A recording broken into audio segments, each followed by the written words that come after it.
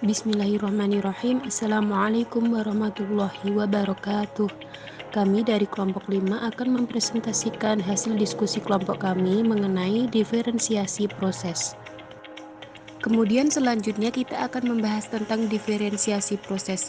Diferensiasi proses yaitu diferensiasi yang berhubungan dengan cara peserta didik memproses ide dan informasi, bagaimana peserta didik berinteraksi melalui proses.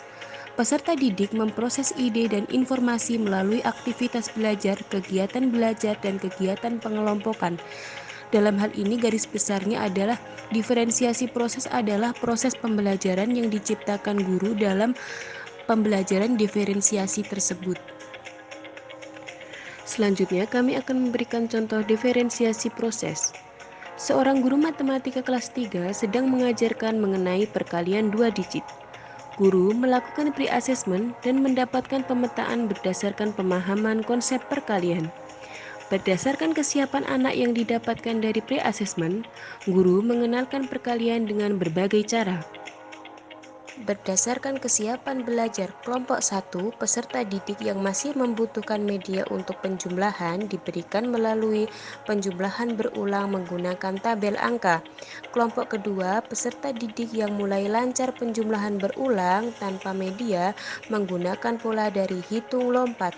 Kemudian yang kelompok ketiga, peserta didik yang sudah lancar menyelesaikan perkalian menggunakan berbagai strategi matematika atau menggunakan rumus. Yang selanjutnya adalah diferensiasi proses berdasarkan minat peserta didik. Di kegiatan matematika kelas 2 menggunakan satuan ukur, peserta didik dapat mencoba mengukur mistar untuk mengukur panjang objek yang sesuai dengan minat mereka.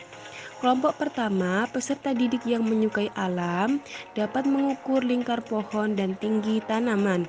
Kemudian kelompok kedua, peserta didik yang menyukai seni dapat mengukur dekorasi atau hiasan yang ada di kelas mereka.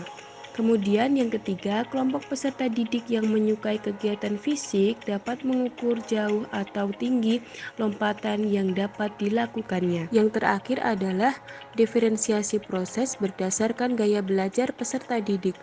Contoh diferensiasi proses berdasarkan gaya belajar peserta didik di kasus ini adalah di kegiatan IPA kelas 3 mengenai sistem pencernaan, peserta didik dapat menggali informasi mengenai sistem pencernaan dari berbagai media berdasarkan gaya belajar yang mereka sukai.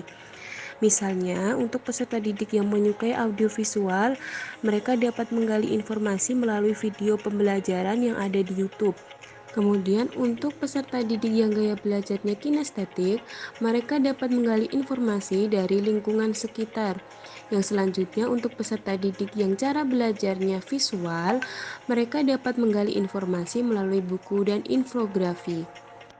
Sekian presentasi dari kelompok 5, ada kekurangan kami mohon maaf. Billahi taufik walhidayah. Wassalamualaikum warahmatullahi wabarakatuh.